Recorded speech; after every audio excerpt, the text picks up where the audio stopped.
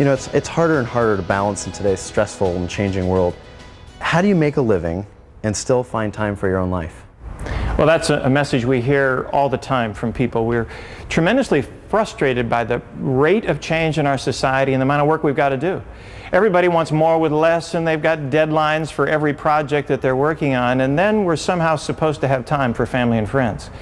That is a difficult challenge, particularly when the only thing that are getting on our calendar are our commitments to work. I've often said that, in fact, it's a statement that Tom Peters has said, put your calendar where your mouth is. If you say something's important, it ought to show. I had the opportunity as a psychologist early in my career to work at a hospice. I had a gentleman, 52 years old, and the second session I had with him, he was dying of liver cancer. He said to me, I spent 52 years of my life preparing to live. What are you going to say that's going to make any difference? I was 27 years old, didn't have a whole heck of a lot to share, but I did listen. Helped him deal a little bit with his family and share a little bit about his own faith. But the interesting thing that came out of that is I had a commitment to make sure that I built in that balance, but then you get into real life and it's very easy for us to drop back into that autopilot. The challenge we have is making sure it gets in our calendar.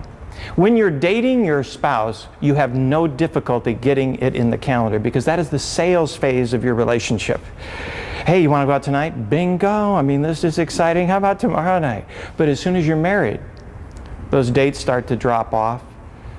Vacations don't tend to get into the calendar. And as a result of that, we get frustrated. One of the things my wife and I have talked about, we felt we've got to make sure it shows in our calendar. We schedule time for our vacations. We bought season tickets. You see, if you've got tickets, it changes your day. If you're going to see Phantom of the Opera and you have tickets, you go to work with a focus. You don't fool around at the start of the day. You get busy on your to-do list. People come in, they want to shoot the breeze with you. What do you say? Suck air somewhere else. I don't have time for this. You go to your boss and you say to your boss, look, I've got to leave at 4. I got tickets. I'm going to Phantom of the Opera.